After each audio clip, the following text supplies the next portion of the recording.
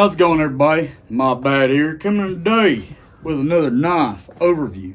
As you guys know, I'm not the technical type of knife guy that you typically see on YouTube. I just go with my gut feeling and my thoughts about things. I don't actually give you like how much does it weigh or how long is the blade, how long is the handle. I just tell you how it feels in my medium to large size hands.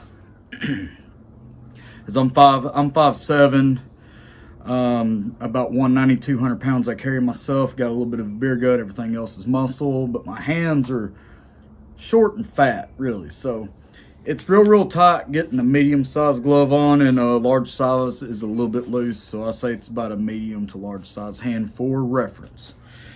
But y'all know I don't get into the technical stuff. I just tell you how it feels, what I think about it, what this knife has done for me, what I've done with the knife, the things that I have done to the knife, and everything else. Today's EDC is the escapement time as I'm going to work. This is my main work watch. I don't like scratching up my other stuff. I'll be taking some other things as I'm going to Blade Show after this trip to work. Got the SE wedding ring on. Got the Woo Pig Sui right here. She's a little dirty, but that's all right. You know it's in my heart. Got my Brothers and Knives shirt on. I'll be wearing some knockarounds today as I'll be driving all the way to Chicago. Y'all know I wear the knockarounds. Got the Buck 110, taking it to the boat. And I got the QSP hanging on this side as I'll be taking it and another QSP to the boat and doing some testing on them on the boat. I'll probably be taking some Damn Designs knives as well to test on the boat, sharpening kit, and I'll be taking this knife and another knife to go to Blade Show with. The rest of them I'll leave them up there until I drive back up there and get them. Well, let's go ahead and get with the overview. The overview today is going to be on the River Gunny Scandi. And this is the first River knife I ever bought. I've done a few Fat Wood Fridays with it.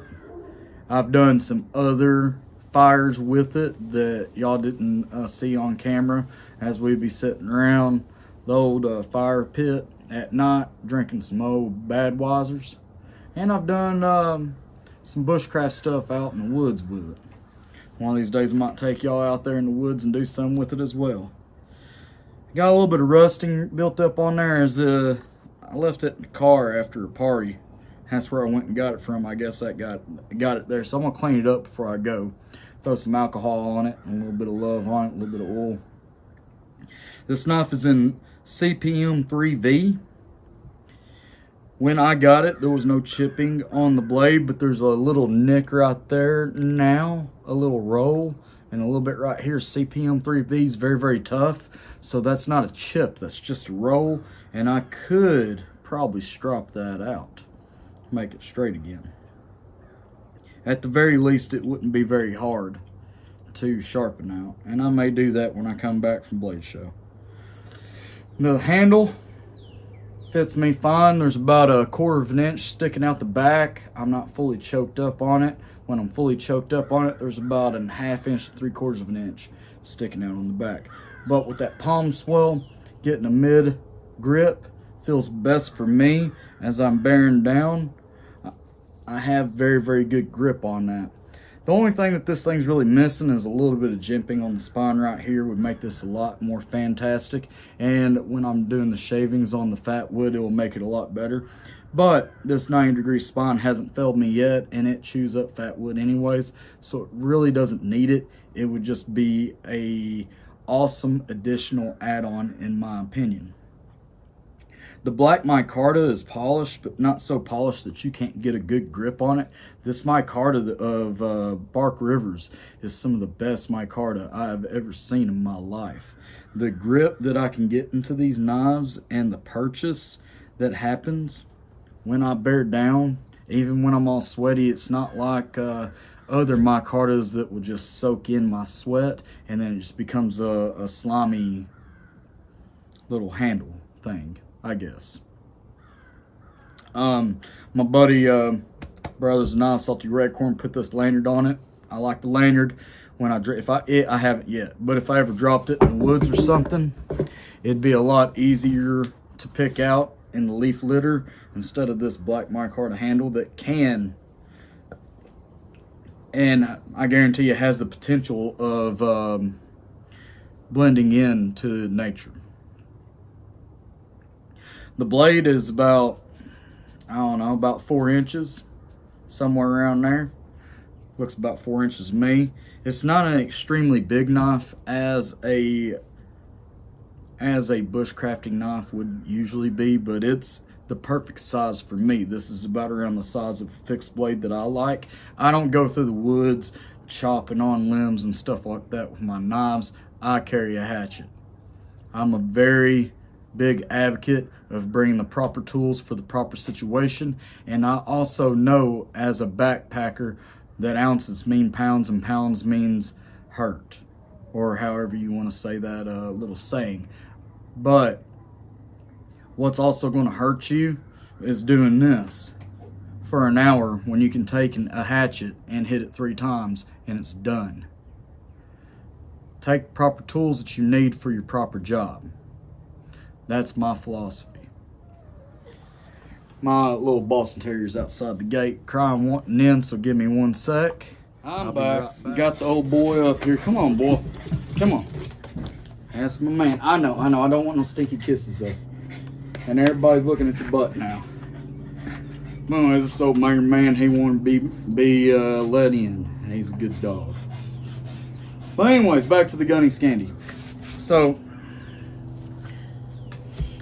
this is about the perfect size knife for me. Once again, I would carry a hatchet if I thought that the situation deemed a hatchet. But this knife right here will do 95% of the work that you need to do. It'll make traps. It'll make a fire. It'll make a chessboard piece, if you will, or whatever. Whatever you want to carve out there, this knife can do that. And many of the bark rivers can.